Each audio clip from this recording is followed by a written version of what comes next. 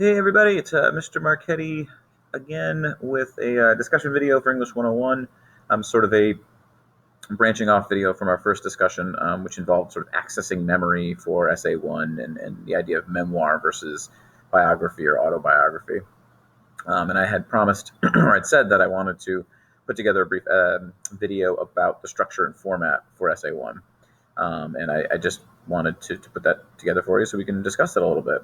So we'll kind of go through what a mock structure of this would look like and talk about some jumping off points you can use to hopefully better structure your essay. I would point out as a disclaimer that for Essay 1 in particular, sort of creativity in your own personal experiences here really matter with Essay 1, and I think it's important to know that this is a mock outline, meaning you don't have to use this. This is just one way to outline it, one way to look at it, but I certainly want you to have the flexibility and creativity to do what you want here, more than the other essays for sure, because this one is really about you and you alone.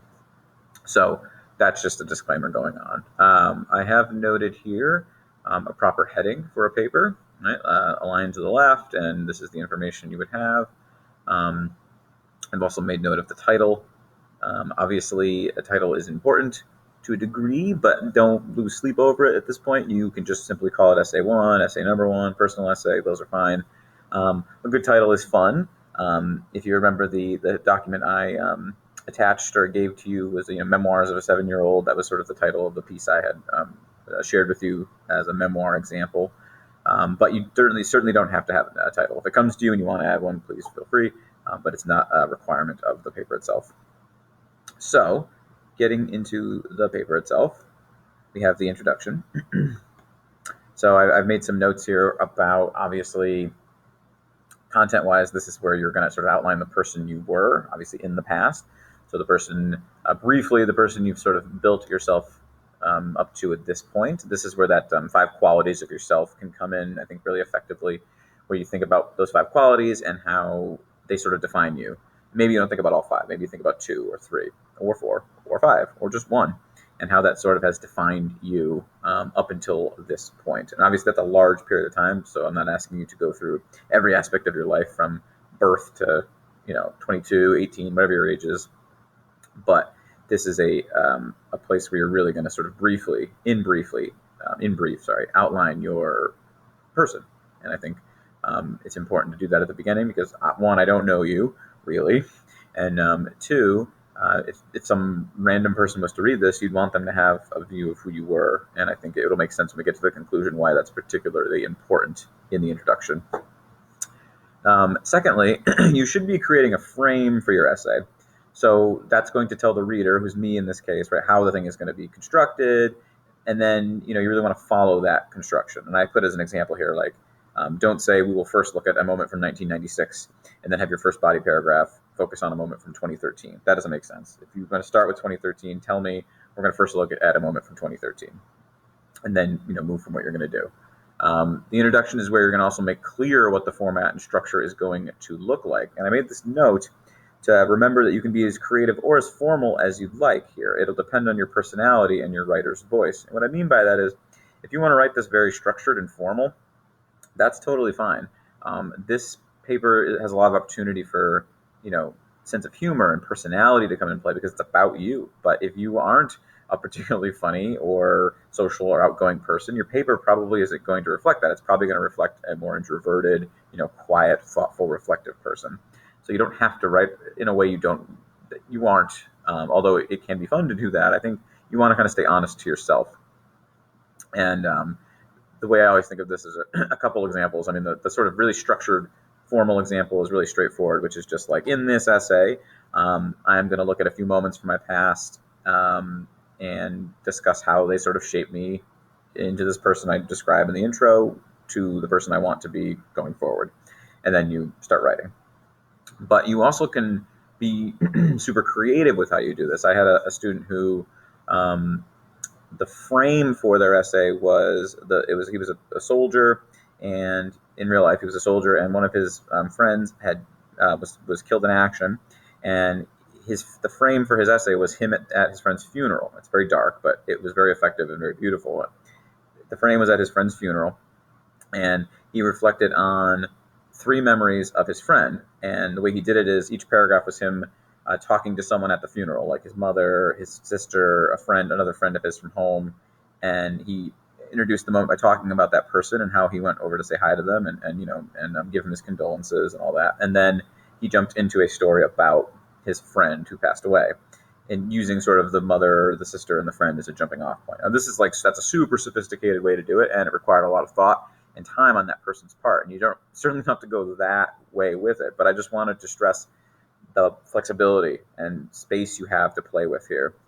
Because as we go forward, some of the structures on essays 2, 3, and 4 get a little more rigid, and I think it's just fun to have the freedom to do something kind of interesting and a little crazy here. But again, formal is totally fine. You're not going to lose points because it's not super creative or artistic or dramatic. It's really what you want to do and what works for you. Okay, so moving on, we look at the body paragraphs, and I put them all in one section because they're really going to all do the same things, right? So this is where you're going to focus on I put 3 to 5 memories or moments, but it really could be 1 or 2. It could be 2 to 3. 3 was the minimum, but I think you could go beyond that. This is a 3-page essay, so 3 just made sense to me. You spend about page-ish on each one or so, or 3/4 of a page in each one or something, and it would, with the intro and a conclusion, equal out to about 3 pages.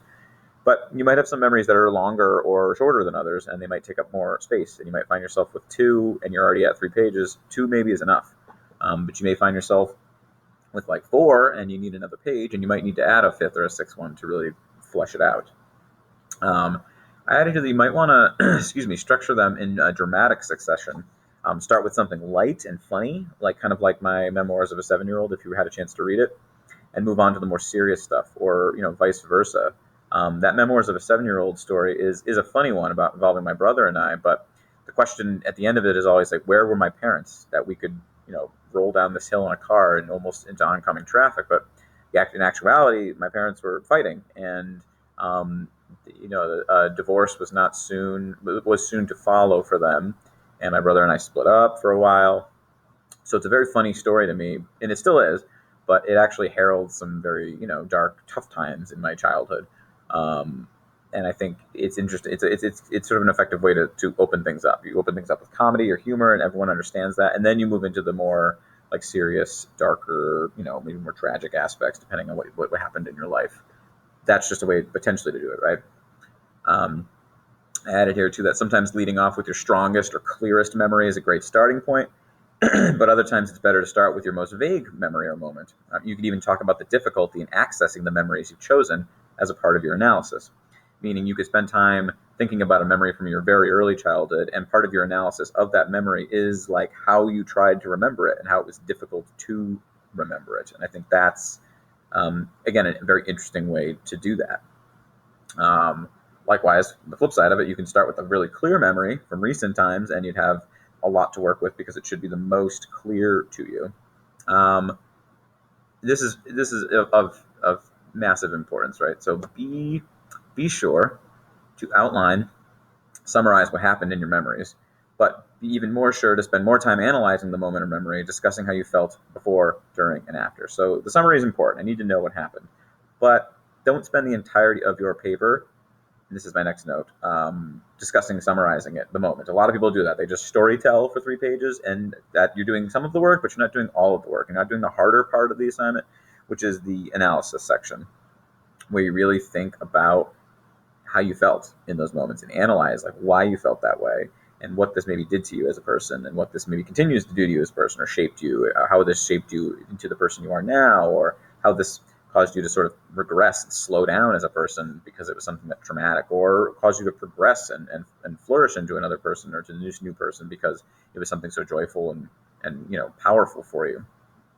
So this formula is, it's a brief formula. So you want about 40% summary and 60% analysis when writing about these moments, right? All too often people spend their entire essay once writing about the what happened, but not about how it felt. This is only doing about half the work, or a little less than half the work. Memoir, just to be clear, is usually feelings oriented. So don't worry about the exact truth, rather the emotional truth of that memory or moment. The memory I wrote about in Memoirs of a 7-Year-Old when I was 7, I remember most of it pretty clearly, but I definitely embellished and made up some aspects of it because I was 7 years old. I don't remember half of it. So you have to sort of make things up. You have to fill in the blanks sometimes, and you get to lie. I'm giving you sort of the freedom to lie here a little bit and embellish for the sake of storytelling and for the sake, I think, of the greater purpose of the paper, which is to self analyze yourself. We get to the conclusion, which I'd put in very blunt and honest terms that it's definitely the least important aspect of the essay. Right, body paragraphs are the most important. Intro is the second, and conclusion is the third most. To me, at this point, you've already said what you wanted to say, and the conclusions are typically there just to wrap things up, right? That being said, there's still work to do. So in this conclusion, you could do a lot of different things. You're going to reflect on that person you were, but also really think about the person you want to become. Obviously, this is going to be really speculative or assumptive, meaning you're not going to have solid answers or firm answers about this. You're really going to have to sort of think about the future and what you want to shape it into for yourself and what you are going to look like maybe in 5 years or in a year. It depends on what you want to do. And obviously, like, I can't say you're wrong about this. In fact, I really can't say you're wrong about anything in this paper because it's your life and your experiences. So I think a lot of times conclusions aren't terribly exciting, but I wanted to make this one at least interesting and sort of work with the paper. And I think by doing it this way, it does work. So again, your intro is really who you were, your conclusion is who you want to be, and your body paragraphs sort of show us what you came from, the person in your intro, and where you want to go, the person in your conclusion. And all of this, I think, equals out really well to who you are. And it gives me a really clear look at who you are as a person and a really clear look at your sort of writing style, your writer's voice, your abilities as a writer, and just different things like that. So I will probably make note of this again, but this is definitely the hardest paper to grade because it's your experiences. So I will not be grading it based on how much I think your experiences are interesting or dramatic or exciting or how much they thrilled me. It's more about how you construct it and how you connect with the reader, me, emotionally. And if you can do that, if you can attempt to connect with me emotionally, like Zinzer talks about, and like we'll talk about with King down the road, you'll be doing work. And that's the main part, just trying to connect emotionally and really dig into your moments and your memories and think about how you felt in them. And that's the most important aspect, I think, of this paper. So yeah, I hope this has been helpful for you all. This will be up for the remainder of the class at any point, so you can always come back to it. We will continue to talk about the paper and have these discussions. And after viewing this video and looking at the handout and everything, if you have questions, please feel free to email me. I will be checking in with you in about a week, each individually, about where you're at. So my expectation is that you have some formatting done for your essay. You kind of know what it's going to look like. You know what your memories are. And you definitely have a clear idea of the person you were and hopefully some idea of the person you want to become going forward. So that's about it. We will probably move on to talking about emotional connection next week, because that is the most important aspect of the paper. I will put together a video about how we can do that in different ways, and I think it'll be something that will be helpful. But I think it's also something that you know how to do. You just haven't done it maybe in your own writing, and I think you'll find that. So I hope this finds you well. I hope everyone's staying safe out there. I'm in my high school classroom right now with no students. It's the weirdest experience of my life, one of them. So yeah, please feel free to reach out to me if you need anything. I am always around via email all day, basically, till like 4-ish. So yeah, just if you need anything, let me know, and I will be in touch. All right, peace, guys.